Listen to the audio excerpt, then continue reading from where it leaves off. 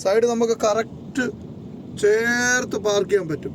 Divider നോക്കി ഇതാണ്ട് ഫ്രണ്ടിലെ ഗ്ലാസ് കണ്ടോ, ആണ്ട് ഈ ഗ്ലാസ് ഇത് നമുക്ക് നല്ല വിഷൻ തരും. ഫ്രണ്ടിൽ ആരെങ്കിലും വന്ന് നിൽപ്പുണ്ടെങ്കിലും അതുപോലെ ഫ്രണ്ടിൽ ചേർത്ത് നമുക്ക് പാർക്ക് ചെയ്യാനൊക്കെ ഈ മിറർ നോക്കണം. ഡ്രൈവിംഗ് സീറ്റിൽ ഇരുന്നുകൊണ്ട് നോക്കണം.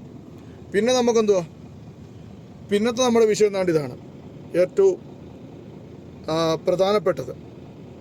റൈറ്റ് സൈഡ് ചേർത്ത് പാർക്ക് ചെയ്യുമ്പോൾ ഈ മിറർ നമുക്ക് നോക്കാം.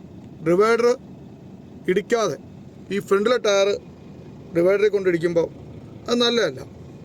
അപ്പോൾ അതിന് സപ്പോർട്ടിനായി വേണ്ട ഈ സൈഡ് ഈ മിറർ ഉണ്ടല്ലോ നമ്മുടെ ഗ്ലാസിൻ്റെ മേളിലായിട്ട്. ഓക്കെ, ഇത് വളരെ സപ്പോർട്ടീവാണ്.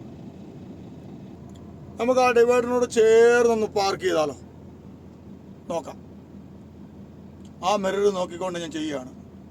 താണ്ട കറക്റ്റായിട്ട് ഫ്രണ്ടിലെ ഗ്ലാസ്സിൽ നോക്കിയാൽ അറിയാൻ പറ്റും. പിന്നെ താണ്ട ആ മിററിൽ നോക്കിയാൽ നമുക്ക് കറക്റ്റ് അറിയാൻ പറ്റും നമ്മുടെ വണ്ടി ഫ്രണ്ടിലെ ടയർ ഇടിക്കാതെ മഞ്ഞപ്പട്ടിക്കിപ്പുറം നമുക്ക് പാർക്ക് ചെയ്യാം. ഞാൻ ഇറങ്ങി നോക്കട്ടെ. നമ്മൾ നോക്കേണ്ടത് താണ്ടേ ഡ്രൈവിംഗ് സീറ്റ് ഇരുന്ന് ഈ ഗ്ലാസ്സിൽ നോക്കാം. പിന്നെ നമുക്ക് ഈ ഗ്ലാസ് കണ്ട അതിൽ നോക്കാം കറക്റ്റായിട്ട്. താണ്ട കറക്റ്റായിട്ട് പാർക്ക് ചെയ്തു കണ്ടോ,